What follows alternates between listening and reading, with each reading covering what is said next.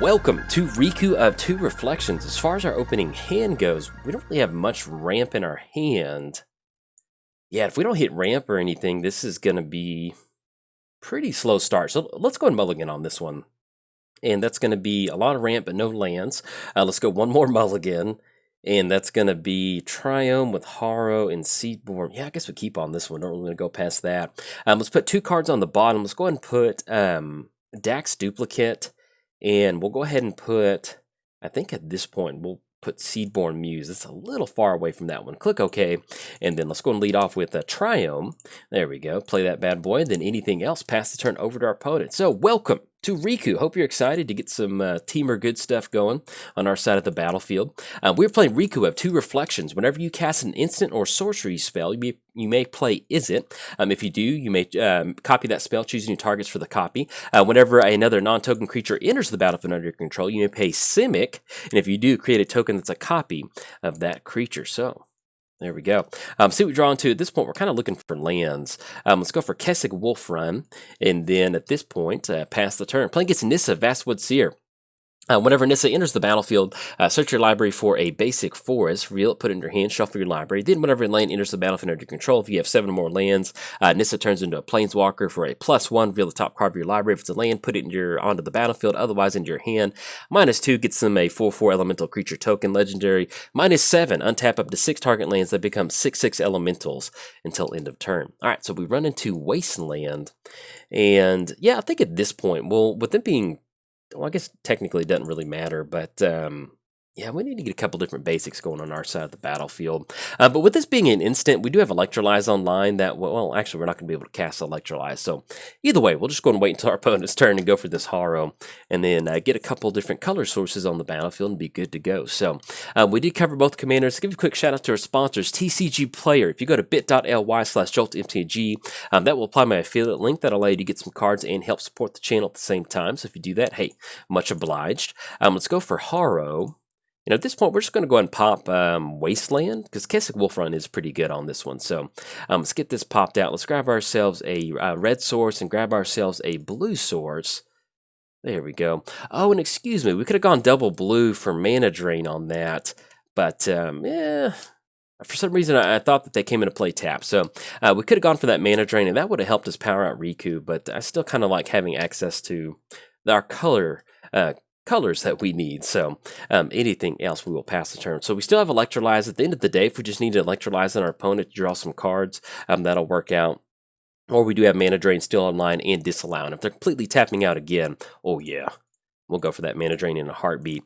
That's going to be Mana Drain on Oracle, and that'll give us access to 4 mana and also allow us to kind of power out Riku next turn, which would be pretty nice. So, and then also still gives us access to Disallow to follow that up with. So, all right, so we do hit the land for the turn. That will be a forest. So add that mana to our mana pool. That's going to be 4 total mana. Let's go for forest. Yeah, and at this point, let's just go for Riku. Just getting an extra copy of Electrolyze. That sounds like a pretty good plan. So, tap down one more. Let's tap down for Teamer colors. There we go.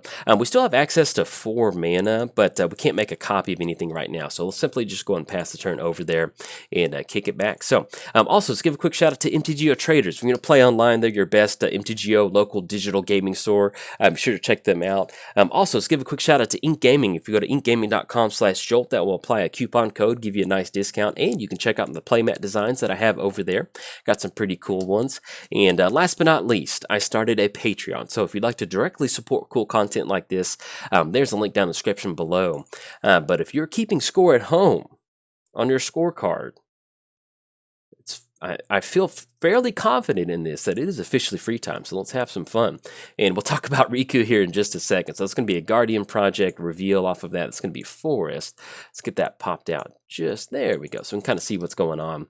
And yeah, there's nothing really much else out there. They do have Yavimaya Hollow online, so if we did want to end up going for Electrolyze, we'd kind of have to end up passing on that. But let's see what we draw into. Run into Delay. Okay. So at this point, we've got our main phase. We've got Electrolyze that we can go for. Let's just simply pass the turn. We have Disallow. That's going to stop anything that they're going for. We have Delay if we want to end up going for that. We could potentially Delay and Electrolyze just to get a card draw going. I think we might end up doing that simply because No, we do have enough to make an extra copy. No, it needs to be blue-red if we're going to make a copy of that spell. Yeah, we simply don't have enough to make a copy of Electrolyze. So let's see what this is. But at least having two hard answers for whatever they're going for is a pretty good feeling. In fact, let's go ahead and go for Disallow on this. It's going to be double blue. Tap down for one more. And we could delay on Acidic Slime, but we definitely don't want that to come down in a later turn. So we're not going to be able to pay for that. Nope. So I'm going to send that down, and I'm simply just going to leave Nissa out there. See if they want to swing in. We're definitely not going to make that trade. And then anything else, kick it back over there. So let's see what we draw into for the turn. Eternal Witness. Okay. We've got Eternal Witness on Harrow, if that's what we want. We also do have Eternal Witness on Mana Drain, which we're not going to be able to get off just yet. And we still can't. I think Harrow is going to be the best bet for this. So let's go Eternal Witness. Yeah, because at this point, we still have access to delay in the next turn that allows us to go for Harrow and kind of set it up to where we can get a little bit of extra value off of that. So let's have the Riku Eternal Witness on Harrow. That's going to go back to our hand. Yes, definitely use that ability. And then I don't have enough for the Simic color. Nope, on that one. And then anything else, pass it back over there. Yeah, well, that's going for this Harrow line of play. That's just going to allow us to get an extra copy of Harrow. And that's going to hopefully just get us ahead to where we're not just kind of tied down with certain spells that we can do per turn. So we'll see what's in store for us, but it does feel good having access to delay. And that's going to be Hall of Gemstone. Yeah, we're definitely going to have to hit delay on that one. So Hall of Gemstones is definitely really hard to play around, and so it's going to give us about a 4-turn clock with this one, so we're not going to be able to pay for that. And then next turn with Harrow, at least we do have access to Harrow being able to make a copy of it, and that should give us a little bit of extra mana on our side of the battlefield, so that should work out. And if we can find one of our mid-range threats, we have a ton of mid-range threats over here. I did end up adding Terror of the Peaks in here. I'm really excited to kind of play with that. And we did add Elder Gargaroth. Don't know how to say it, but it's the new card from, I think, M21. But, and then Fierce Empath. So I still think our best bet is to end up going for Harrow. So let's go colorless, green, and then either way we can leave up Triumph because that's going to be good for us. So we'll end up going, we need blue-red to make a copy of it. So we'll just tap that down. Let's go for Harrow. And we'll go ahead and sacrifice Kessig Wolfrun. That way we just have access to as much mana as possible. So let's go blue-red. So we're going to grab 2 lands. Let's go ahead and grab blue and then red. And then we'll go ahead and grab green and then I think blue. All right, there we go. All right, so that does keep us open on Electrolyze. If we want to end up actually going for Fierce Empath, that's going to allow us to put a creature on top of our library. I think that's really going to set us up for next turn. So let's do that. Let's go for Fierce Empath. I'm not going to be able to pay for that Simic activation, unfortunately, but yes, we will definitely use that ability. Let's get this popped up. So we do have Inferno Titan. That's going to be 1, 2, 3, and I think we've got enough for, oh yeah, we're going Inferno Titan. It's going to be Inferno Titan in the hand, and then anything else. No, I'm not going to pay for that one. We will pass the turn. So thankfully, with that double Harrow, we've access to a pretty good chunk of mana.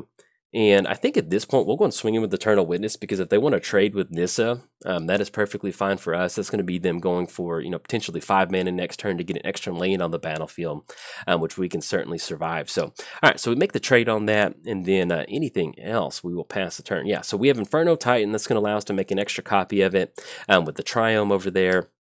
Let's get the suspend counter popped up. That way we can kind of keep track of that. Still, yeah, looking at 2 more turns before that comes down. So hopefully we should be able to find an answer for that. Or at least once Hall of Gemstones finally does come down, we should have a sizable board state with Inferno Titan to where it's not really going to matter on this one. So, all right, opponent's going to go for Nissa, Vastwood Seer. That's going to be an extra lane for the turn. And yeah, just going Inferno Titan. That sounds like a pretty good deal. It's going to be a lot of good damage up top. We'll see what we draw into, but that's going to be a pretty good option for us. That's kind of basically Inferno Titan in this deck that's always the win condition. I love Inferno Titan. I don't really get to play with Inferno Titan a lot.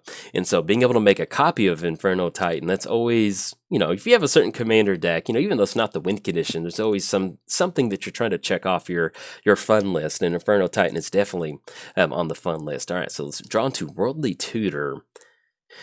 Yeah, and I think at this point, we just still end up going Inferno Titan. That's going to be 1, 2, and make sure the Simic colors, yes. So we're still going to be good on that. So it's going to be Inferno Titan coming down. And I think, just so we can kind of clear the way, we might Yeah, let's do this. So let's Inferno Titan. That's going to be 1, 2, 2, and then 1. Yeah, click OK. And that's going to be the Riku trigger going on the stack. Let's get an extra copy of that. We're going to pay Simic. Oh, this is... Even if we lose somehow, we've already won. Let's go 3 damage up top. Click OK. We got Dueling Inferno Titans. Oh, this is beautiful. All right, it's going to take care of Nissa. Let's go and push in with Riku and Fierce Empath. That way we can get in for 3. There we go. Look at that. Anything else past the turn? So we do have Worldly Tutor. That really does help us out because we're looking at 1, 2, 3, 4, 5, 6, 7, 8. We have 8 total mana. And so that should allow us to at least go for Worldly Tutor. That's going to put us at 7. Find one of our mid-range threats. That's going to be about 5 mana.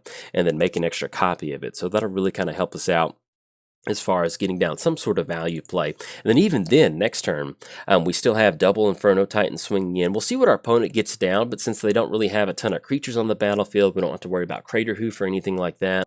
We're in a pretty good spot right now to where we can deal some pretty good damage next turn. So, in fact, we'll see what we'll see what the most amount of damage we can do with Worldly Tutor, having that active. So, let's see what they're tapping out for. That's going to be Vorinclex. And the good thing about Vorinclex is, unfortunately, we're going to have to tap down our mana, but at least with Inferno Titan swinging in, we can sequence it to where... So we'll tap down 1 land. I think either way, we're still going to end up going for Worldly Tutor, but I think swinging in with double Inferno Titans and taking care of Vorinclex still gives us access to a ton of mana for next. Yeah, let's do it like that. So, all right, let's go to our upkeep. Let's go Worldly Tutor. Unfortunately, this is not going to untap due to Vorinclex, but we can set it up to where we'll be okay on the back end. So that's going to be a Vorinclex trigger. I'm not going to make a copy of Worldly Tutor at this point, so let's put something on top. And actually, if we just go Zealous Conscripts, I think that gets it, because it's going to have haste and we gain control of Vorinclex. Let's make sure we're doing this. This is going to be 6, basically 9, 9, 18. Yeah, that's going to be enough. So actually just grab Zealous Conscripts. And we just cast Zealous Conscripts, and that should be enough right there. Yes, we know Vorinclex. We know. We're going to borrow you, though.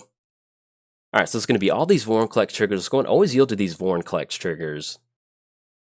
And we can make an extra copy of it if we want to, but yeah, I think that'll be fine. Let's go Zealous Conscripts on Vorinclex.